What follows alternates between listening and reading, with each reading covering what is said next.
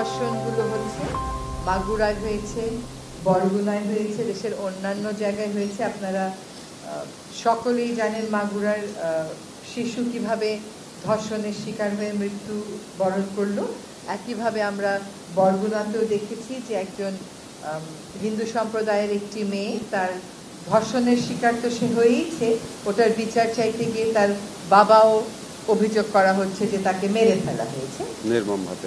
এবং এইগুলো সবকিছু বিবেচনায় রেখে আজকে আমরা নারী ও শিশু নির্যাতন দমন আইন যেটা আছে 2000 সালের, সেখানে বেশ কিছু গুরুত্বপূর্ণ সংশোধন আইন মন্ত্রণালয়ের পক্ষ থেকে উত্থাপন করা হলে আমাদের ক্যাবিনেট সেটা নীতিগত অনুমোদন দেয়। ইতোমধ্যে আমরা কিছু মতামত পেয়েছি, যে মতামতগুলো পেয়েছি এগুলো যাচাই বাছাই করব আমরা কাল পরশু, এবং বৃহস্পতিবারে এই অ্যামেন্ডমেন্টটা আমরা চূড়ান্তভাবে অনুমোদন দেবে বলে আশা করছি, উপদেষ্টা মণ্ডলী অনুমোদন দিবেন বলে আশা করছি। আমাদের এই ধর্ষণের বিচারের ক্ষেত্রে বিলম্ব হওয়ার একটা বড় কারণ হচ্ছে পর্যাপ্ত পরিমাণ ডিএনএ ল্যাব না থাকা। এই মুহূর্তে একটি মাত্র আছে। আজকে সিদ্ধান্ত হয়েছে যে আমরা চট্টগ্রামে এবং রাজশাহীতে দ্রুততার সাথে আরও 2টা ল্যাব ডিএনএ ল্যাব স্থাপন করব। আরেকটা সিদ্ধান্ত হয়েছে যে বিশেষ জুডিশিয়াল সার্ভিস কমিশনের মাধ্যমে দ্রুত কিছু সংখ্যক বিচারক নিয়োগ দেওয়ার প্রক্রিয়া শুরু করা হবে, যাতে করে ধর্ষণ সহ অন্যান্য মামলার বিচার প্রক্রিয়া ত্বরান্বিত করা যায়। আবার দ্রব্যমূল্য স্থিতিশীল রয়েছে, এইটা বিবেচনায় নিয়ে দ্রব্যমূল্য যাতে স্থিতিশীল থাকে এটা নিশ্চিত করার জন্য আমরা সিদ্ধান্ত নিয়েছি, এবং সবসময় বাজার মনিটর, আমদানি, সরবরাহ এই সকল বিষয়ে খেয়াল রাখার জন্য দায়িত্বপ্রাপ্ত উপদেষ্টাদেরকে মাননীয় প্রধান উপদেষ্টা মহোদয় প্রয়োজনীয় নির্দেশনা দিয়েছেন। আমরা আরও লক্ষ্য করছি যে মাজার ভাঙার নামে একটা নৈরাজ্য চলছে। এতদিন সরকার মাজার ভাঙার বিরুদ্ধে রিঅ্যাক্টিভ অবস্থানে ছিল, গ্রেফতার হয়েছে, দোষী ব্যক্তিদেরকে আইনের মুখোমুখি করা হচ্ছে, কিন্তু এখন সরকার সকলের উদ্দেশ্যে সতর্ক করে দিয়ে বলতে চায় যে এই মাজার ভাঙার ব্যাপার সরকার আর কোনোভাবেই গ্রহণ করবে না, এবং সকলকে এই ধরনের কর্মকাণ্ড থেকে বিরত থাকতে অনুরোধ করা হচ্ছে, নতুবা তাদের বিরুদ্ধে কঠোর থেকে কঠোরতম আইনি ব্যবস্থা গ্রহণ করা হবে। এবার আমি আমাদের আইন উপদেষ্টা মহোদয়কে নারী ও শিশু নির্যাতন দমন আইনে যে সংশোধনীগুলো প্রস্তাব করা হয়েছে এবং যেগুলো নীতিগতভাবে অনুমোদন করা হয়েছে সেগুলো উপস্থাপনের জন্য অনুরোধ করছি। আচ্ছা, এই আইনে আপনাদেরকে অলরেডি আমি 2টা সাংবাদিক সম্মেলনে বলেছিলাম বিচারের এবং তদন্তের সময় কমিয়ে দেওয়া হচ্ছে। এর বাইরে যে গুরুত্বপূর্ণ যেই ব্যাপারে নীতিগত সম্মতি উপদেষ্টা পরিষদ জ্ঞাপন করেছে সেটা আপনাদের জানাচ্ছি। একটা হচ্ছে শুধু শিশু ধর্ষণ মামলার আলাদাভাবে বিচার করার জন্য, শিশু ধর্ষণের মামলার বিচার করার জন্য বিশেষ ট্রাইব্যুনাল স্থাপনের বিধান রাখা হয়েছে, এটা সবাই নীতিগতভাবে সম্মত হয়েছে। আরেকটা হচ্ছে আমাদের অনেক এই নারী ও শিশু নির্যাতন দমন আদালত দেখা যেত মামলার জট লেগে যেত, কারণ এখানে 2 ধরনের মামলা আসতো। একটা হচ্ছে সম্মতি সহ যে সমস্ত ধর্ষণের ঘটনা ঘটতো, যে বিয়ের প্রলোভন দেখিয়ে, এই সমস্ত মামলার অনেক আধিক্য ছিল, এই মামলাগুলাই বেশি ছিল। আর সম্মতি ব্যতিরেকে যেই ধর্ষণের ঘটনা সেই মামলাগুলোর বিচার এই জন্য আটকে থাকতো। সেই জন্য আমরা এই আইনের মধ্যে বিধান করেছি বিয়ের প্রলোভন দেখিয়ে সম্মতি নিয়ে, প্রতারণামূলকভাবে হোক বা বিয়ের প্রলোভন নিয়ে হোক, সম্মতিক্রমে যেই ধর্ষণের ঘটনাগুলোর বিচার সেটা একটা আলাদা অপরাধ। আর হচ্ছে সম্মতি ব্যতিরেকে মাগুরার ক্ষেত্রে, বরগুনার ক্ষেত্রে যেই ঘটনাগুলো ঘটেছে সেই ধর্ষণের ঘটনাগুলোর আলাদা একটা অপরাধ হিসাবে এখানে আইডেন্টিফাইড হয়েছে। এবং 2য় শ্রেণীর যে অপরাধ বললাম সম্মতি ব্যতিরেকে যে ধর্ষণ, সেটার ক্ষেত্রে বিচার এবং তদন্তের সময় কমানো হয়েছে। আমরা এটার উপর সর্বোচ্চ গুরুত্ব দিচ্ছি। এছাড়া আমরা ধর্ষণের মামলার ক্ষেত্রে কিছু ডেফিনেশন এনেছি। ধর্ষণের মামলার ডেফিনেশন পরিবর্তন করে শুধু পুরুষ কর্তৃক না, যে কোনো ব্যক্তি কর্তৃক ধর্ষণকে শাস্তিযোগ্য করা হচ্ছে। এছাড়া ধর্ষণের সংজ্ঞাটাকে ওয়াইড করা হয়েছে, বলাৎকারকে এর মধ্যে ইনক্লুড করা হয়েছে। যে কোনো, আমি খুব বিশদ বর্ণনা যাচ্ছি না, আপনাদেরকে শুধু বলতে চাচ্ছি BNWL এর মামলাতে যে ডেফিনেশনটা ছিল সেটা অনেকাংশ এখানে আনা হয়েছে। শুধুমাত্র প্রকৃত মানে পেনিট্রেশন না, যদি অন্য কোনো বস্তু ব্যবহার করা হয় বা আপনার বায়ুপথে বা যে কোনোভাবে যদি ধর্ষণ করা হয়, সেটাও আমরা ধর্ষণের শাস্তির আওতায় আনছি।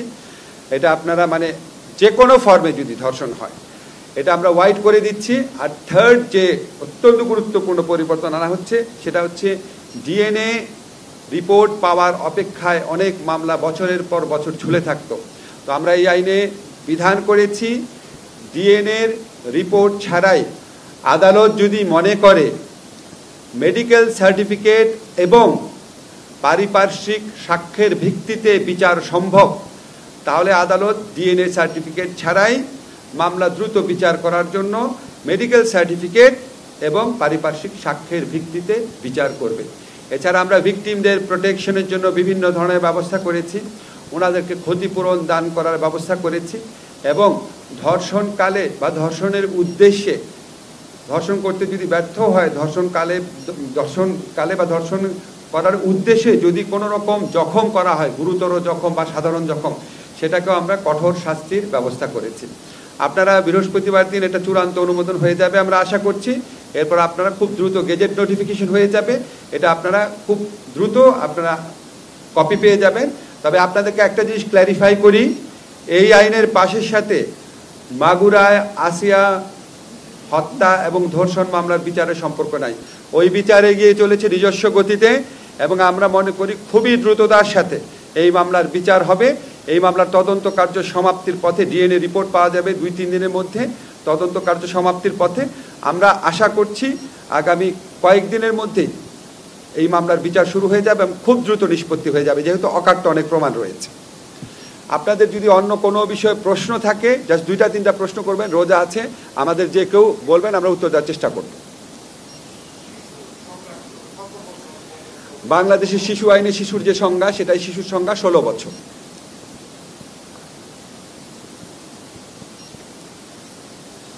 আর একটা কোশ্চেন নিব।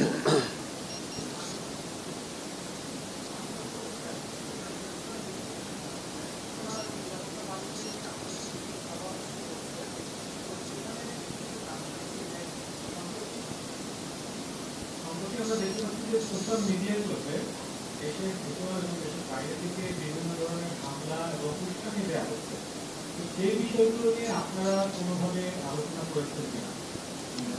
আমরা পার্টিকুলারলি এটা নিয়ে আজকে আলোচনা করি না, কিন্তু আপনি দেখেছেন এই সমস্ত ঘটনার ক্ষেত্রে আমাদের আইন শৃঙ্খলা বাহিনীর পক্ষ থেকে পদক্ষেপ নেওয়া হয়। আমাদের সবসময় কিন্তু পদক্ষেপ নেওয়া হয়, যখন এই ধরনের ঘটনা ঘটে আমরা পদক্ষেপ নেই এবং 2-একটা ক্ষেত্রে ব্যর্থতার ঘটনা থাকলে অধিকাংশ ক্ষেত্রে আমরা এই ঘটনাগুলো এড়াতে সক্ষম হয়েছি।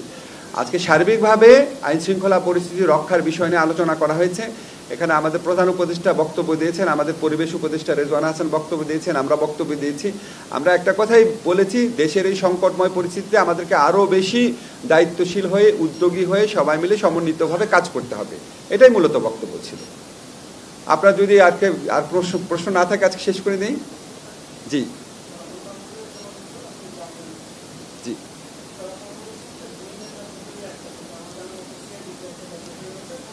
জি জি আমি আপনাকে ক্ল্যারিফাই করছি।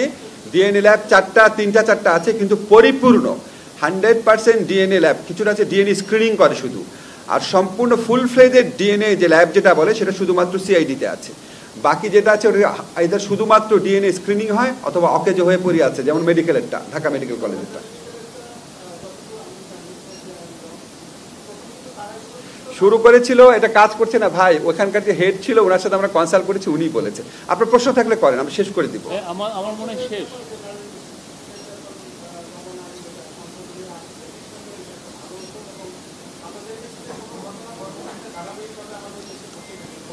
প্রশ্ন করেন।